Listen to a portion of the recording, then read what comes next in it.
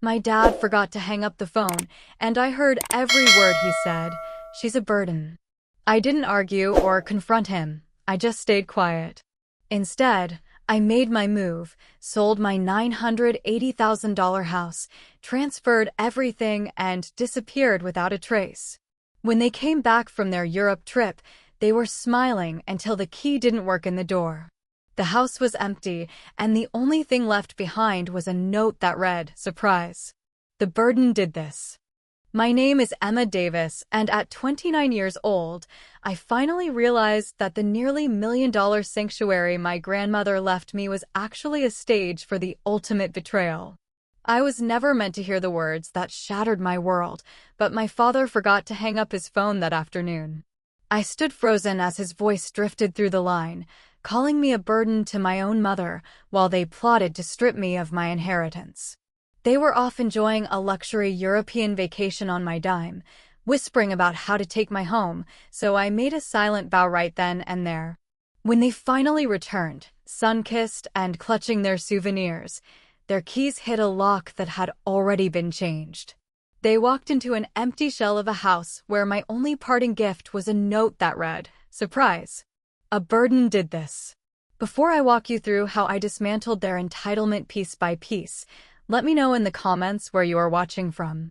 If you have ever had to draw a hard line against family members who mistook your kindness for weakness, hit that like button and subscribe to hear how I found my freedom. Growing up, the atmosphere in our home was always heavy with the weight of unpaid bills. My parents, Robert and Diana Davis, were constantly cycling through jobs just to keep us in a cramped rental. Dad carried a permanent grudge against the world as a factory worker, mourning opportunities he felt he'd been robbed of, while Mom bounced between part-time reception desks. But the tightest thing in our house wasn't the budget, it was the guilt they projected onto me. They made sure I understood that every cent spent on my upbringing was a sacrifice they resented making. My grandmother, Elizabeth, was the only light in that stifling environment. Where my parents saw obstacles, she saw a fire in me. She was a powerhouse, a woman who had built a massive real estate empire from the ground up after being widowed young. During our weekend visits to her grand colonial estate, she would pull me aside and tell me never to let anyone else define my worth. Those weekends were my lifeblood. Her home, filled with the scent of gardenias and the warmth of genuine affection, was the polar opposite of the tension-filled rooms my parents occupied. When I turned 18, the rift between my parents' world and my future grew wider. They viewed higher education as a betrayal of our working-class roots, refusing to help with a single application. My father sneered that college was only for people who thought they were better than their kin, though I eventually realized his bitterness stemmed from his own academic failures. Undeterred, I worked 3 jobs while studying for my business degree. At my graduation, Grandma beamed with a pride that nearly brought me to tears, while my parents spent the entire ceremony complaining about the walk from the parking lot. The foundation of my life shifted when I was 25. Grandma Elizabeth passed away suddenly, leaving a void that no amount of money could fill. She had been my protector, my mentor, and my only true friend. At the reading of her will, the air in the lawyer's office turned icy. When the attorney announced that the property at 1842 Magnolia Drive, a stunning estate valued at $850,000, was left entirely to me, my parents' faces didn't just drop, they darkened with a visible rage. The will was ironclad, the house was mine, no strings attached. My parents received a modest sum of cash, which they immediately blew on a luxury car and high-end electronics. The moment the deed was in my hand, my parents began a subtle campaign of psychological warfare. They stopped calling it Emma's house and started referring to it as the family home.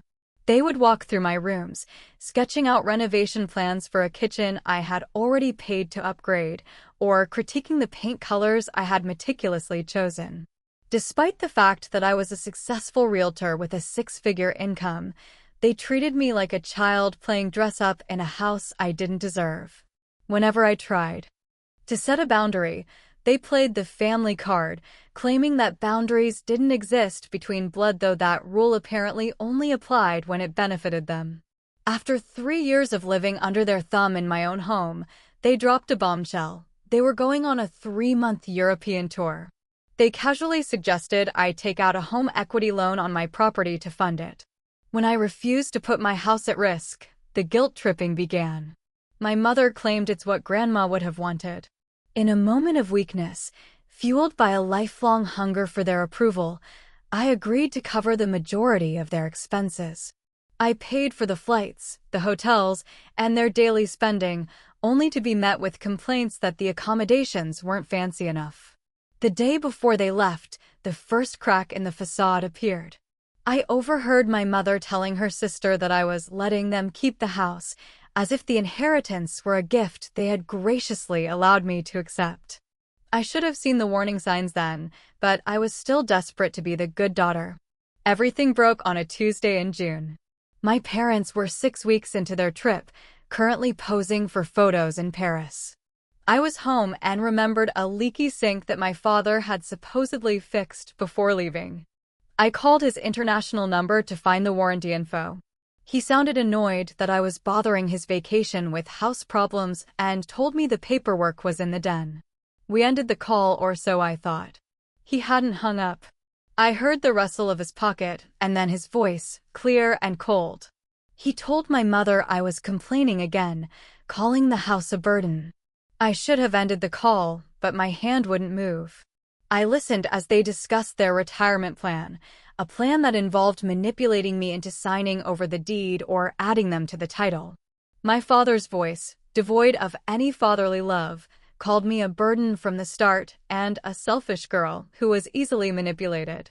They laughed about how quickly I handed over money for their trip. They talked about taking over my master bedroom when they returned and how I owed them for their years of sacrifice. I sat in the silence of my kitchen, recording every word on my second phone, watching my entire reality shatter. They didn't love me. They saw me as an ATM with a roof. When the line finally went dead, I didn't cry for long. A cold, calculating resolve took over. If I was a burden, it was time to drop the weight. I called a family law attorney, Patricia Winters, who confirmed that they had zero legal claim to my property. I then contacted Marcus, a colleague known for fast, discreet sales. I told him I wanted the house sold in 6 weeks, no signs, no public listings, just a clean break. I spent the next few weeks living a double life. I meticulously inventoried every item in the house. Anything I couldn't prove was mine went into their pile.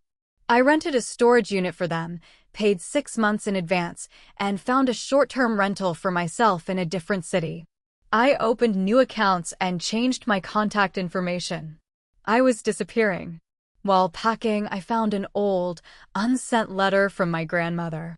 She wrote that she knew my parents would try to squander her legacy and that she left the house to me because I was the only one who understood the value of hard work.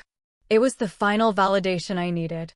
The sale closed for $915,000 to a corporate executive who wanted a quick move-in. On the day of the closing, I signed the papers with a steady hand. I watched the movers take my life to my new apartment and their lives to a storage facility. I walked through the empty rooms one last time, remembering the laughter with my grandmother and the bitter words of my father. I left the keys in the mail slot and the note on the counter. As I drove toward the highway, leaving that life behind, I didn't feel like a burden. I felt light. I was finally free. I've settled into my temporary apartment, waiting for the inevitable moment their plane lands. I'm currently catching up with an old friend, Megan, who my parents always hated. 3 years had passed since I last felt any semblance of true peace, and in that time, I had become an expert at silencing my own instincts to keep the peace for my parents. But sitting across from Megan in a dimly lit booth, I felt a shift. I told her everything, the inheritance, the overheard betrayal, the secret sale of the house, and the way I had wiped my own slate clean. When I finished, she looked at me with wide eyes. "That is the most devastating and the most incredible thing I have ever heard," she said. I hesitated, questioning if I had gone too far, but she stopped me immediately. They were planning to rob you blind while you funded their vacation, she reminded me. You were not being mean, you were being survivalist. Her validation was the first step in my healing.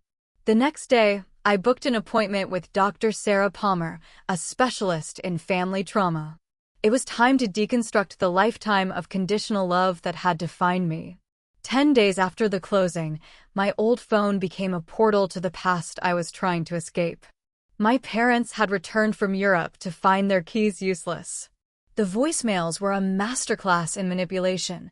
They started with confusion, spiraled into white-hot anger, shifted to the performative, fake concern my mother used as a weapon, and ended with midnight threats of legal action.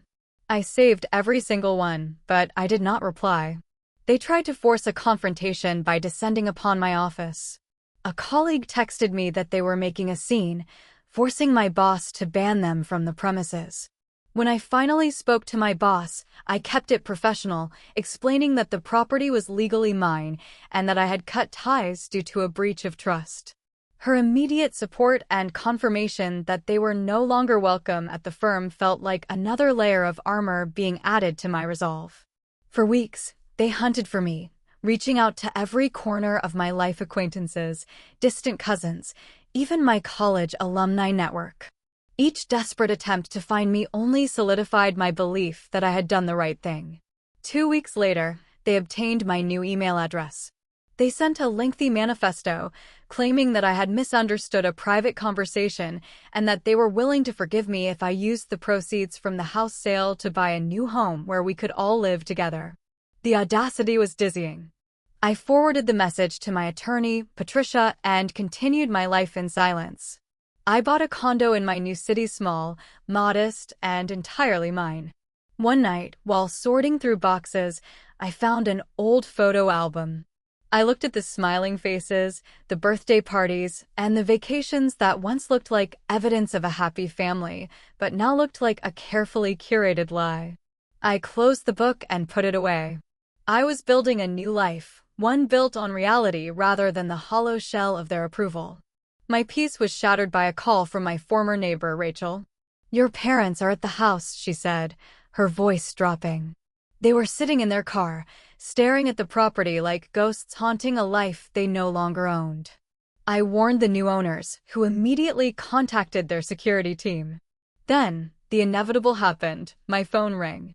My father's voice, tight with a dangerous, controlled rage, ordered me to meet him at a coffee shop the next morning. He threatened to go to my workplace if I refused. I chose the daily grind for our meeting, a public, busy space where I knew the owner would have my back. I arrived 15 minutes late on purpose. They were waiting in the corner. My mother looked disheveled and worn, and my father's face was a mask of cold fury. I approached them wearing a crisp, professional suit, treating the encounter like the high-stakes negotiation it was. "Robert, Diana," I said, deliberately using their first names. My father gestured for me to sit, but I remained standing until I was ready. "I agreed to this meeting to clear the air, but we are doing this on equal terms," I said. I sat, placing my phone between us. When my mother asked if that was necessary, I told her that in this family it was. My father sneered about me being his child, not a business client, but I cut him off. He accused me of stealing their home. "It was never your home," I said clearly. "It was mine, which I allowed you to live in a kindness you decided to call a burden." When my mother feigned ignorance, I pressed play on the recording from that night in Paris. Their own voices echoed through the cafe, calling me a burden, a selfish girl who didn't deserve the property. My mother paled. My father's face turned a violent shade of red. He accused me of illegal recording, but I reminded him that in the state I was in, and given the context, he had no ground to stand on. He pivoted to threats, claiming they had rights because they lived there. I didn't flinch. I told them they were guests who paid no rent and contributed nothing to the ownership of the deed. I told them to waste their remaining money on a lawsuit if they wanted to, but they wouldn't win. My mother started to cry, the same performance that had worked on me for 29 years. She asked if I wanted an apology, offering a hollow one that blamed my interpretation. I didn't buy it. I told them what I actually wanted, an acknowledgement of their lifelong pattern of treating me like a financial investment. I laid out my new reality: no financial support, no contact, and a warning that if they showed up at my work or harassed me again, I would involve the law. My father looked at me, his voice trembling with a mix of fury and disbelief, and asked if I was really just cutting them off after everything they had done for me. I stood up, leaving them with the truth. I had given them my youth, my money, and my obedience, and it was never enough. Now, I was giving them nothing. My mother's voice rose to a shrill pitch, but I cut her off. "After everything you have done to me," I corrected her. "And unless you can demonstrate genuine change and remorse, this is where we stand." My father shot up from his chair, the metal legs scraping harshly against the floor. "You ungrateful little," he started, but my mother grabbed his arm, pulling him back as other patrons began to stare. He sat down, his face flushed with a toxic, simmering rage.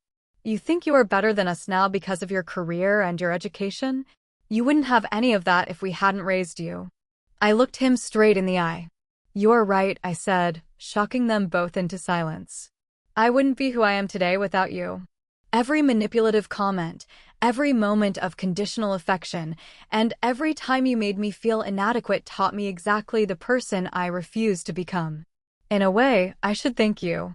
My mother's tears vanished, replaced by a hollow, stunned expression.